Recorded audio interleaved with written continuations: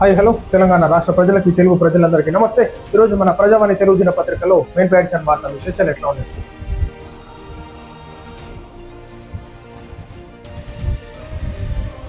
బిల్లుల ఆమోదంలో గవర్నర్ రాష్ట్రపతిలకు నిర్దిష్ట గడువు. కేసులో ముగిసిన విచారణ, తీర్పు రిజర్వ్ చేసిన సుప్రీం. పెండింగ్ బిల్లులపై గవర్నర్ రాష్ట్రపతి నిర్ణీత సమయంలోపు ఆమోదం తెలపాలంటూ జరిగిన విచారణపై సుప్రీంకోర్టు తన తీర్పులో గురువారం రిజర్వ్ చేసింది. ఈ అంశంపై దాదాపు 10 రోజుల పాటు సుప్రీంకోర్టు ధర్మాసనం విచారణ చేపట్టింది. అనంతరం ఈ కేసులో తుది తీర్పును రిజర్వ్ చేసినట్టు ప్రకటించింది. రాష్ట్రపతి కానీ గవర్నర్లు కానీ బిల్లులు ఆమోదించకుండా పెండింగ్ లో పెడితే ఆటోమేటిక్ గా 3 నెలల తర్వాత ఆమోదం పొందినట్లేనంటూ మొత్తం మీద అయితే ఆ బిల్లులు ఏదైతే ప్రతిపాదన పెడతా ఉంటారో సో రిజర్వ్ లో పెట్టి 3 నెలలు దాటకుండా ఏదన్నా ఒకటి తేల్చాలా, లేకపోతే అది అట్లనే పెడితే ఈనాడు దానికి ఆటోమేటిక్ గా 3 నెలల తర్వాత ఆమోదం పొందినట్లేనంటూ ఈనాడు సుప్రీంకోర్టు ఈ విధంగా జవాబు చెప్పడం జరిగింది. కాబట్టి ఈనాడు ఏదైతే రాష్ట్రాల వారిగా సమస్యలు ఉన్నటువంటి దానికి, అదేవిధంగా దాన్ని సవరించుకోవడానికి ఏదైతే బిల్లులు ఈనాడు దృష్టికి తీసుకెళ్లడం జరుగుతూ ఉంటుందో దానికి ఈనాడు ఏదన్నా ఒకటి సమాధానం తేల్చి చెప్పాలి. సో దాన్ని ప్రాసెసింగ్లో పెట్టి ఈనాడు సమయాలాపన చేయొద్దని చెప్పేసి మొత్తం మీద అయితే చెప్పడం జరిగింది అనమాట. అది కరెక్టే కదా. ఈనాడు పెండింగ్ పెట్టుకుంటూ ఉండడం పోతుంది, అది ఎట్లా ఎన్ని సంవత్సరాలు ఎన్ని రోజులు పెండింగ్ ఉంటుంది. సో దాన్ని ఏదన్నా ఆ క్వశ్చన్కి ఏదన్నా ఒక ఆన్సర్ చెప్పాల్సిందిగా అని చెప్పేసి చెప్పడం జరిగింది అనమాట. పెండింగ్ బిల్లులపై నేడు రాధాకృష్ణన్ ప్రమాణ స్వీకారం చేసే ఛాన్స్. రాష్ట్రపతి భవన్లో ఏర్పాటు, హాజరు కానున్న మోడీ తదితరులు. గవర్నర్గా రాజీనామా.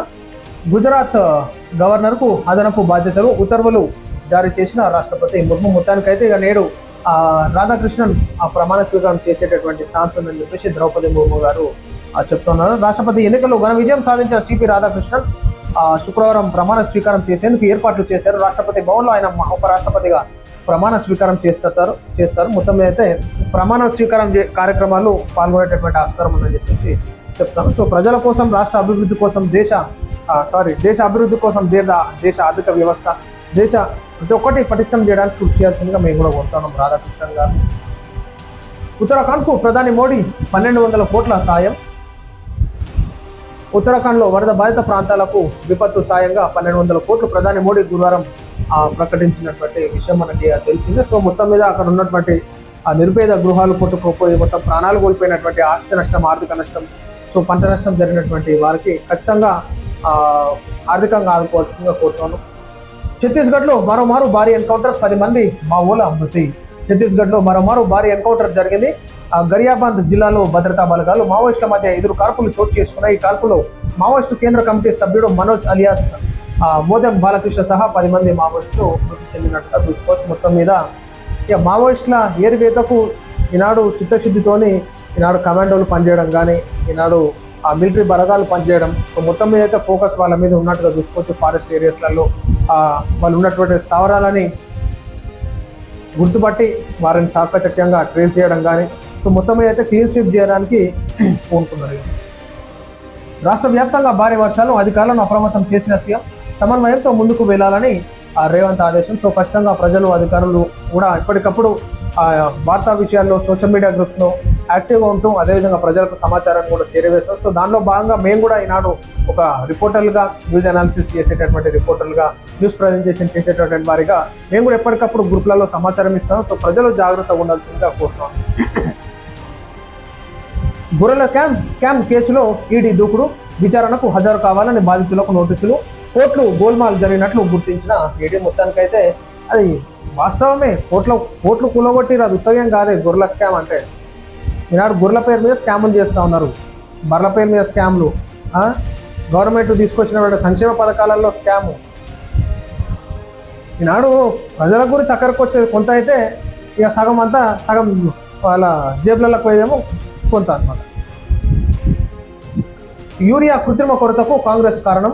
జాబ్ క్యాలెండర్ ప్రకటించిన నియామకాలు నిల్. మీడియాతో బీజేపీ అధ్యక్షుడు రామచంద్రరావు గారు ఏమంటారంటే, యూరియా తెలంగాణ రాష్ట్రానికి కావాల్సినటువంటి యూరియా మేము ఎప్పుడో వాళ్ళకి అప్పచెప్పేసాము, అయినా కానీ ఏదో దుష్ప్రచారం చేస్తారని చెప్పేసి అంటారు. మరి అది వాస్తవం ఎంత మేము కూడా ఏడబోయి కనుక్కోవాలి, మేము కూడా కనుక్కుంటాం. మరలా న్యూస్ ప్రజెంటేషన్ చెప్పేటటువంటి ఆస్కారం చేస్తాం. ఖచ్చితంగా కాంగ్రెస్ నాయకులు యూరియా కృత్రిమ కొరతను సృష్టించారని బీజేపీ అధ్యక్షుడు రామచంద్రరావు తెలిపారు. కేంద్రం తెలంగాణ వాటా యూరియా ఎప్పుడో ఇచ్చిందని అన్నారు.